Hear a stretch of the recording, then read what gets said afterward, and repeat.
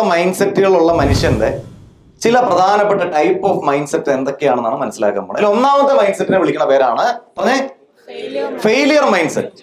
ഇവരുടെ പ്രത്യേകത എന്ന് വെച്ചാൽ ഇവരെപ്പോഴും പരാജയപ്പെടുമെന്നും ഞങ്ങൾക്കൊന്നും ചെയ്യാനുള്ള കഴിവില്ല എന്നും എനിക്കത് ചെയ്താൽ നാണക്കേടാവില്ല എന്നും ഞാൻ അങ്ങനെയൊക്കെ ചെയ്യുന്നത് മോശമല്ലേ എന്നും ഇങ്ങനെയൊക്കെ ചിന്തിച്ച് സ്വയം എപ്പോഴും നെഗറ്റീവ് ഇമോഷനിലൂടെ നടന്ന് എപ്പോഴും പരാജയത്തെ സ്വീകരിച്ചുകൊണ്ടിരിക്കുന്ന, പരാജയപ്പെടാനായിട്ട് മുൻപോട്ട് പോകുന്ന മൈൻഡ് സെറ്റ് ഉള്ള ആളുകളാണ്.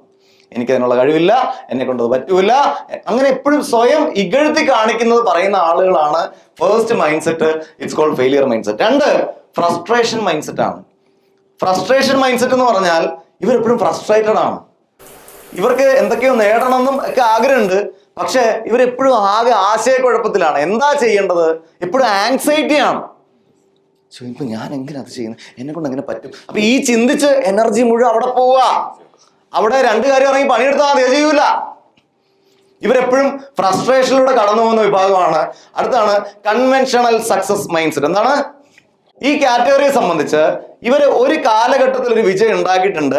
അതായത് ഒരു ഉദാഹരണമായിട്ട് പറയുകയാണെങ്കിൽ ഫേസ്ബുക്കും ഇൻസ്റ്റാഗ്രാമും ഒക്കെ വരുന്നതിന് മുന്നേ ഉള്ള കാലഘട്ടത്തിൽ അവര് റോട്ടിൽ പരസ്യം ഒട്ടിച്ച് അവരുടെ ബിസിനസ് നന്നായി നടത്തിയ ആൾക്കാരാണ്. പക്ഷെ ഇപ്പോഴും റോട്ടിൽ പരസ്യം ഒട്ടിച്ചുകൊണ്ടിരിക്കുകയാണ്, ഇങ്ങോട്ടേക്ക് മാറ്റം വന്നിട്ടില്ല. പണ്ട് ഞാൻ അങ്ങനെ ചെയ്തപ്പോ വിജയിച്ചതല്ലേ, അതേ രീതിയിൽ തന്നെ ഞാൻ ഇന്ന് ചെയ്തും വിജയിക്കും, മാറ്റം ഉണ്ടാകില്ല. അപ്ഡേഷൻ ഇല്ലാത്ത വിഭാഗമാണ് കൺവെൻഷണൽ മൈൻഡ് സെറ്റ്. അടുത്ത കാറ്റഗറിയാണ് ട്രാൻസ്ഫോർമേഷൻ മൈൻഡ് സെറ്റ്. ഇവരാണ് കാലഘട്ടം മാറുന്നതിനനുസരിച്ച് തങ്ങളിൽ മാറ്റം ഉണ്ടാക്കിയാലേ എന്തെങ്കിലുമൊക്കെ മാറ്റം ജീവിതത്തിൽ ഉണ്ടാവുന്ന തിരിച്ചറിഞ്ഞ് അതിനായിട്ട് ഇറങ്ങിത്തിരിക്കുന്ന കാറ്റഗറിയാണ് ട്രാൻസ്ഫോർമേഷൻ മൈൻഡ് സെറ്റ്. അപ്പൊ എല്ലാത്തിലും നെഗറ്റീവ് കണ്ടെത്തുന്ന, എന്നെ കൊണ്ട് കഴിവില്ല, എന്നെ കൊണ്ട് പറ്റില്ല എന്ന് ചിന്തിക്കുന്ന ഫെയിലിയർ മൈൻഡ് സെറ്റിൽ നമ്മൾ നിൽക്കണോ? അതോ പണിയെടുക്കുന്നതിന് പകരം അമിതമായി ചിന്തിച്ച് ടെൻഷൻ അടിച്ച് ഫ്രസ്ട്രേറ്റഡ് ആയി ആൻഷ്യസ് ആയിട്ടിരിക്കണ ആ അവസ്ഥയിൽ ഇരിക്കണോ? അതോ പണ്ട് ചെയ്ത ഇന്ന് വർക്ക് ചെയ്യാത്ത കാര്യങ്ങൾ ചെയ്ത് പരാജയപ്പെടുന്ന കൺവെൻഷണൽ മൈൻഡ് സെറ്റിൽ നിൽക്കണോ? അതോ കാലഘട്ടം മാറുന്നതിനനുസരിച്ച് നമ്മളിൽ മാറ്റം വരുത്തി അതിനനുസരിച്ച് മുൻപോട്ട് പോയി വിജയം ഉണ്ടാക്കുന്ന ട്രാൻസ്ഫോർമേഷനിൽ എത്തണമെന്ന് ആര് ചിന്തിക്കണം? ഇതാണ് നമ്മൾ ഓരോരുത്തരും ഇപ്പൊ എടുക്കേണ്ട ഡിസിഷൻ. ഇതില് ആദ്യത്തെ മൂന്നിൽ എവിടെയെങ്കിലും ആയിരിക്കും നമ്മൾ ഇപ്പൊ കിടക്കണേ. അവിടെ നിന്നും നമ്മളിൽ മാറ്റം വരുത്തി പഠിച്ച പല കാര്യങ്ങളും കളയേണ്ടി വരും. പണ്ട് പഠിച്ച പലതും ഇപ്പം റെലവന്റ് അല്ല, അത് കളഞ്ഞ് പകരം പുതിയ പലതും പഠിക്കേണ്ടി വരും. Learn, unlearn, relearn. പറയൂ.